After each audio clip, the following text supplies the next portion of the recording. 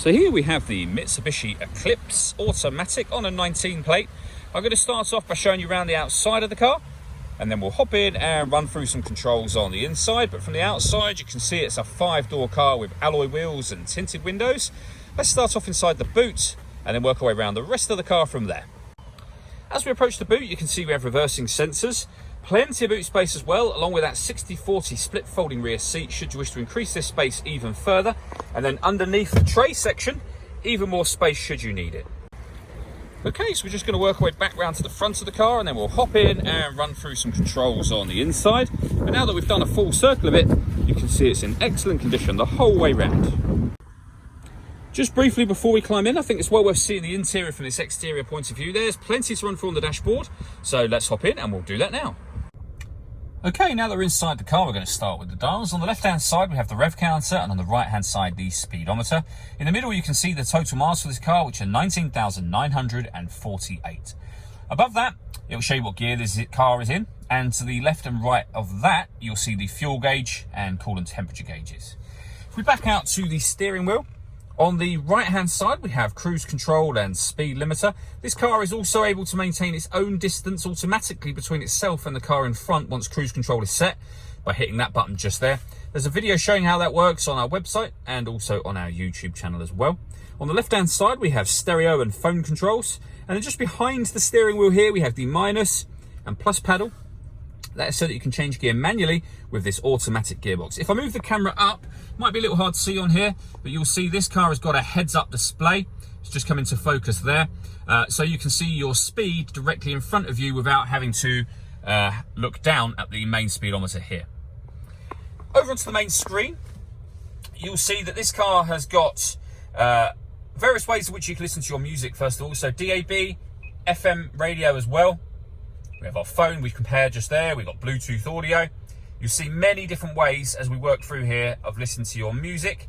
All the movements that I'm making on the screen are all being done using this trackpad, kind of like a mouse pad on a laptop. Works exactly the same way. You can push it down, select things, you can move left and right, and you can hear it beeping as I move it.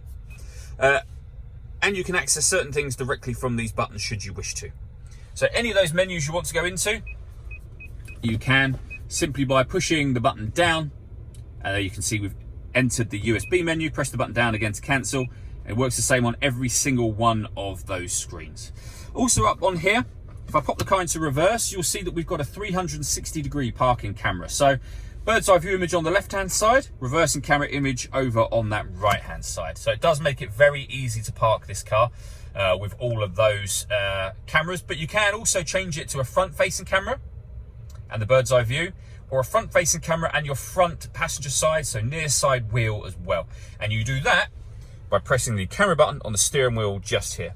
If we work our way over into the center, you'll see we have dual zone climate control, so you can adjust the passenger temperature, the driver temperature, you can increase and decrease the fan speed. You can determine where you'd like the air to be distributed.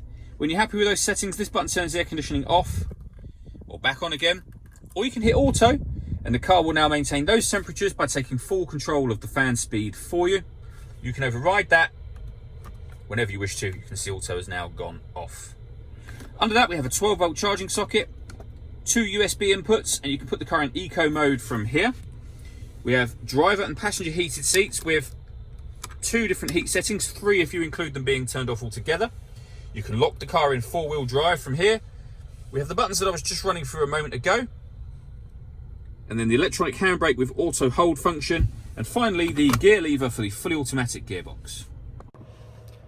The last bit I wanted to touch on are the roofs up here. So you can see the sun blinds are closed at the moment. You have 2 buttons that will open these separately. And if you like, you can leave it like that. Obviously, that will let in a lot of extra light to the car. But you can open, if you wish to, this front section as a sliding sunroof, and that will open over the back of the rear one. All that leaves me to say is thank you for taking the time to watch this video. If you'd like to come and see the car for yourself and have a test drive, please feel free to call any of our MJA sites. We'd love to hear from you soon.